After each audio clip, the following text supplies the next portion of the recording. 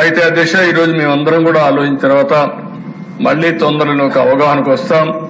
ఎప్పుడు పూర్తవుతుందో వాళ్ళతో మాట్లాడి దీన్ని 2026 కొత్త డయాఫామ్ వాల్ పూర్తవుతుంది.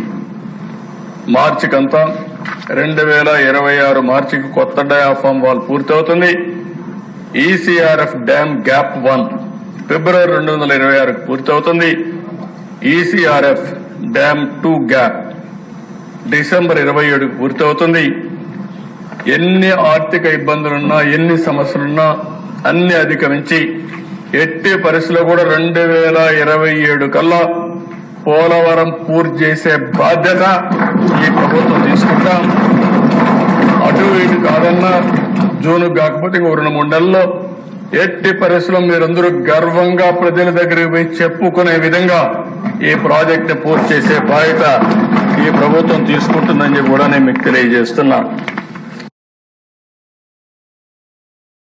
ఇది కేంద్ర ప్రాజెక్టు 41.25 కేబినెట్ ఫైనలైజ్ చేసింది కాబట్టి ముందు ప్రాజెక్టు కడుతూనే ఫేజ్ 2 కూడా కన్ను పూర్తి హైట్ వచ్చి 45.72.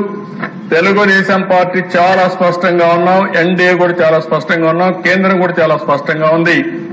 45.72 మీటర్లు ఎత్తుకు కేంద్రం కట్టుబడి ఉంది, మేము కూడా కట్టుబడి ఉన్నామని చెప్పి కూడా నేను మీకు తెలియజేస్తున్నా. దీంట్లో కావాలని ప్రతిరోజు మాట్లాడుతున్నారు.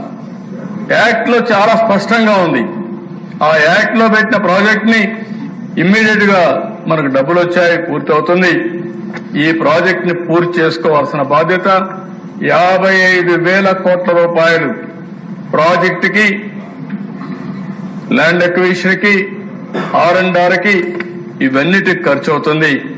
అది కూడా 45.72 మీటర్లు అని చెప్పి కూడా నేను మీకు తెలియజేస్తున్నా.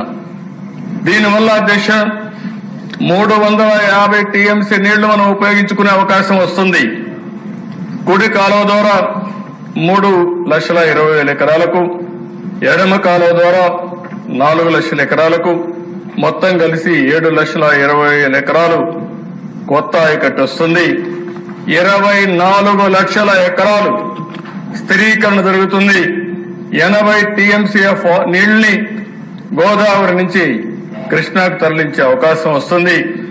23.44 టీఎంసీ నీటిని విశాఖపట్నం, మిగిలిన ప్రాంతాలకు విశాఖపట్నం స్టీల్ ప్లాంట్ కి ఇచ్చే అవకాశం వస్తుంది. 960 మెగావాట్ల విద్యుత్ కూడా మనకు సమకూరుతుంది. ఈ రోజుట్లో హైడల్ చాలా ముఖ్యం. ఎందుకంటే అధ్యక్ష సోలార్, విండ్ ఎనర్జీకి హైబ్రిడ్ కావాలంటే హైడల్ కూడా అవసరం.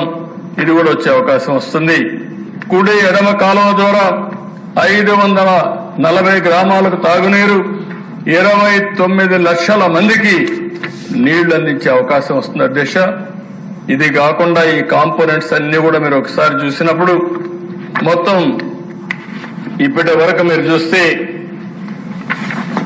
సివిల్ వర్క్స్ అయితే నేను ఇంకా డీటెయిల్స్ అని వెళ్ళడం లేదు. ఈ రోజు మీరు ఒక్కసారి చూస్తే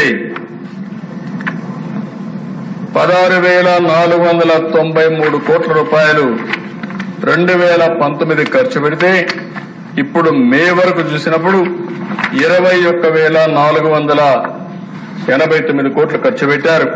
అంటే 4,993 కోట్లు మాత్రం ఖర్చు పెట్టే పరిస్థితికి వచ్చారు.